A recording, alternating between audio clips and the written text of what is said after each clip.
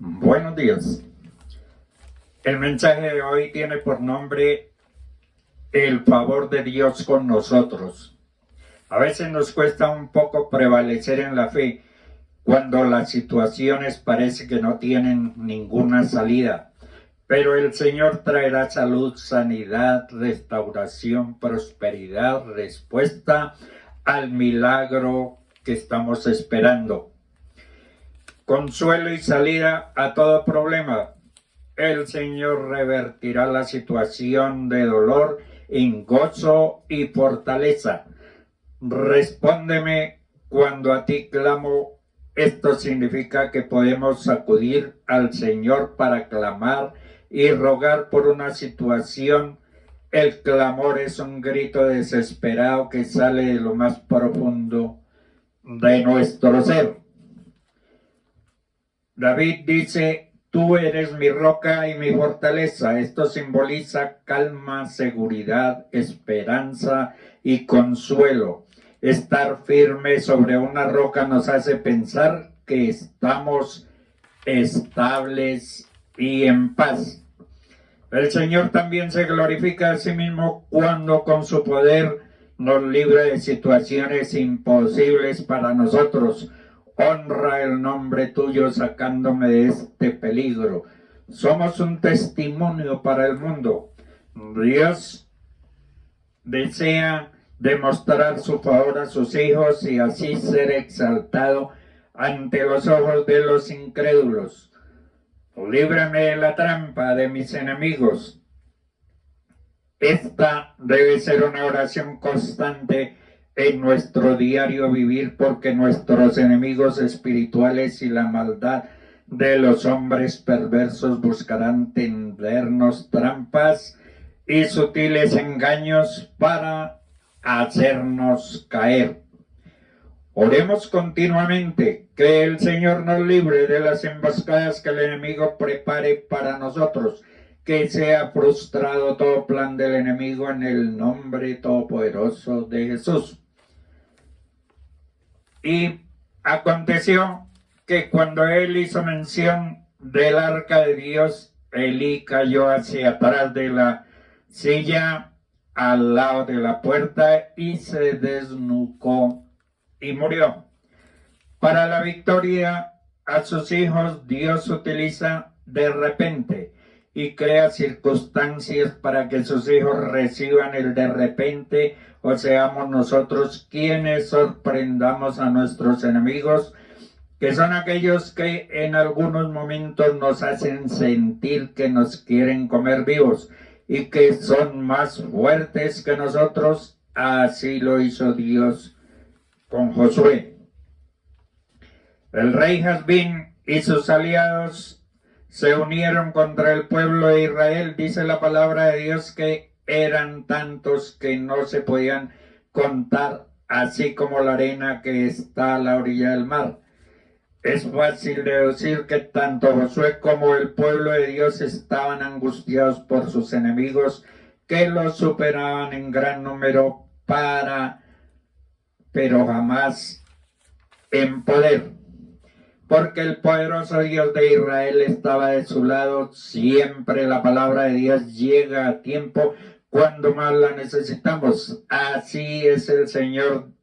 Dijo a Josué: no tengas temor de ellos, porque mañana a esta hora yo entregaré a todos ellos muertos delante de Israel. Y Josué y toda su gente de guerra con él.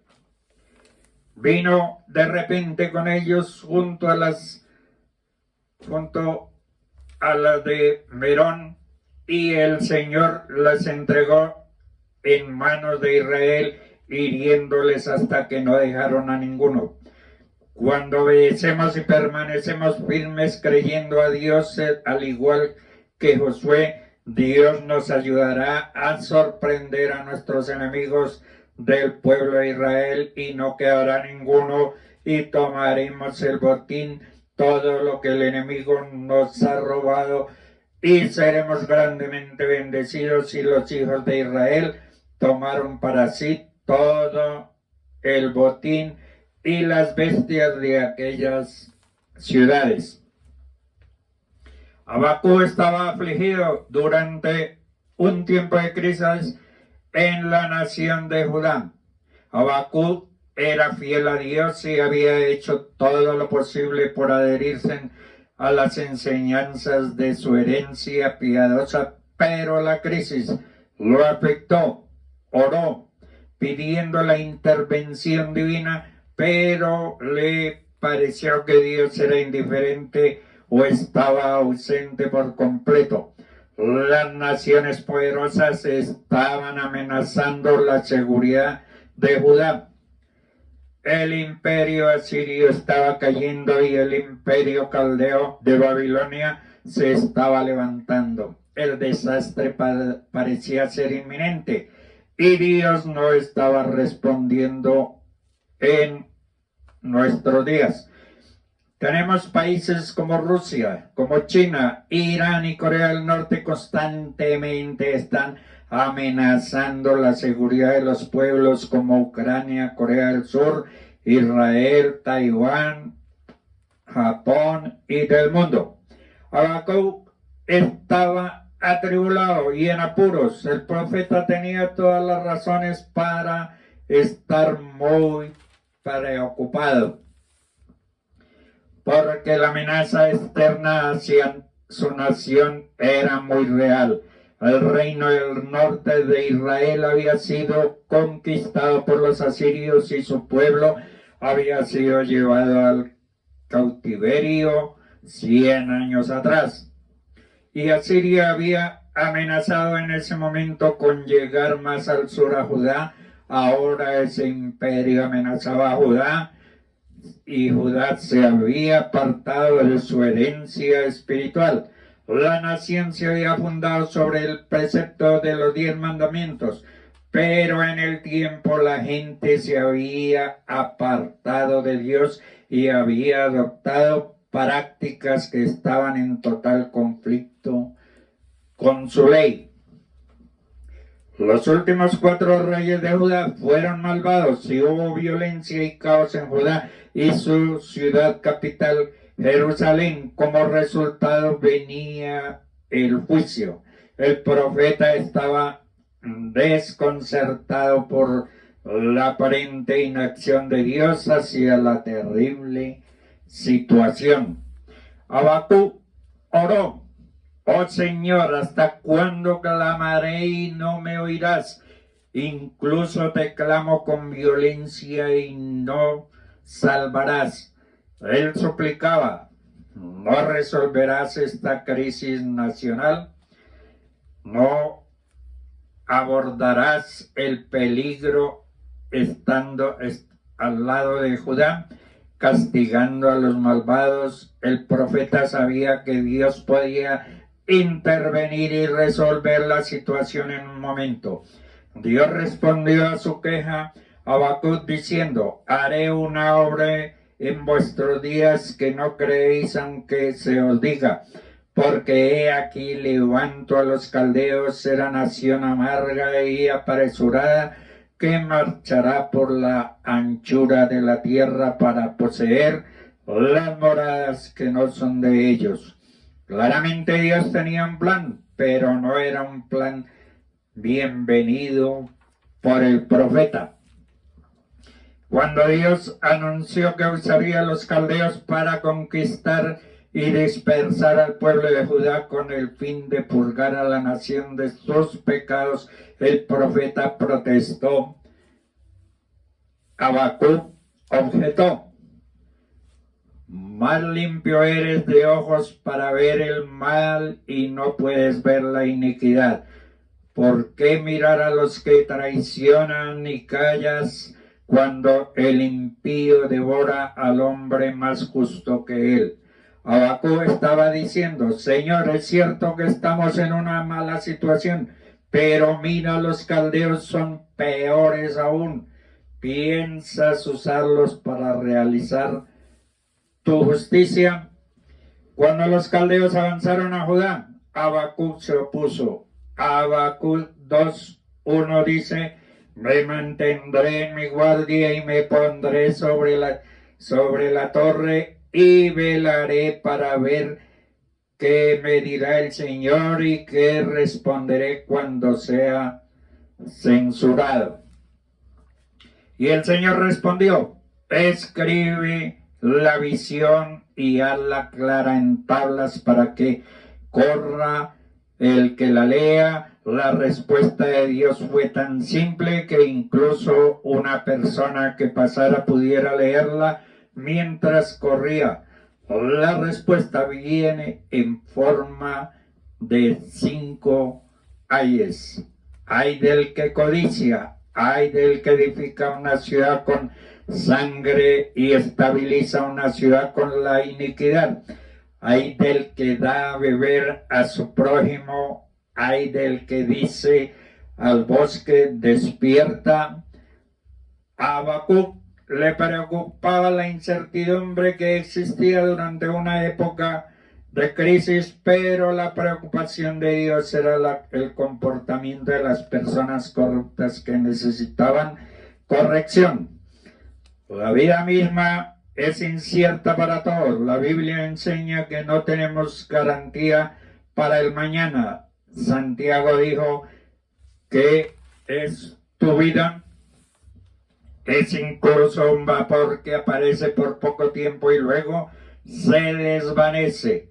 Estamos aquí hoy y mañana nos vamos. No tenemos garantía de otro momento en esta tierra, por lo que nos corresponde vivir para Dios, para que podamos pasar la eternidad con el Señor, con los seres amados que también se han preparado para encontrar y sustentarlos. No siempre podemos ver o comprender lo que Dios está haciendo. Podemos estar seguros de que Dios no está ausente. Él todavía está en su trono y alerta cada momento del día para cada uno de nosotros. Y aunque existe incertidumbre en el mundo que nos rodea, también existe un grado de previsibilidad. En Romanos 8:28 dice, y sabemos que a los que aman a Dios todas las cosas ayudan a bien. Esto es a los que conforme a su propósito son llamados. En medio de la incertidumbre debemos tener la seguridad que Dios tiene un propósito. Pablo dijo, he aprendido a estar contento en cualquier estado en que me encuentre. El apóstol había sufrido mucho, pero también había sentido una gran alegría. Había vivido tiempos de pobreza, pero también tiempos de abundancia a través de diversas circunstancias. Nunca hay incertidumbre con respecto a los resultados de la desobediencia a Dios. El aspecto predecible de la desobediencia es que lo derribará. La naturaleza destructiva del pecado es más poderosa que un virus y más mortal en su resultado. No podemos saber exactamente dónde lo llevará el pecado o qué daño hará a su paso. El resultado final es la destrucción. El pecado del que no se arrepiente siempre resultará en la muerte. Pero hay un remedio para el pecado disponible. Es el remedio pagado por la sangre de Jesús cuando murió en la cruz.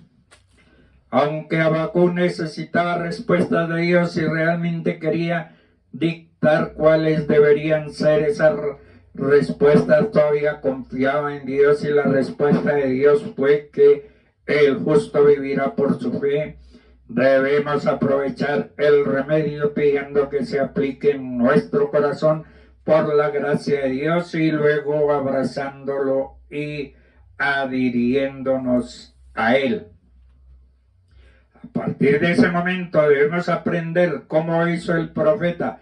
El justo vivirá por su fe. La fe es la que nos asegura que se puede confiar en Dios incluso cuando no lo vemos responder o no lo sentimos cerca. Si confiamos en los sentimientos en lugar de la fe, la incertidumbre y la adversidad nos superarán. Sin embargo, esa no es la actitud de algunos cuya fe, dificultades mucho mayores que las que estamos experimentando en el día de hoy. Por la fe ellos triunfaron, y así es como nosotros también triunfaremos en el día de hoy. Podemos confiar en Él. Si bien existe la incertidumbre, la marca de nuestra fe no es cómo respondemos cuando las condiciones son favorables. Job era una persona que poseía fe cuando todo lo que le rodeaba parecía desfavorable. Después de perder su familia y posesionar materiales, preguntó: ¿recibimos el bien de la mano de Dios y no recibiremos el mal? También declaró: desnudo salí del vientre de mi madre y desnudo volveré allá. El Señor dio, el Señor quitó. Luego Job continuó con esas inolvidables palabras: bendito sea el nombre del Señor.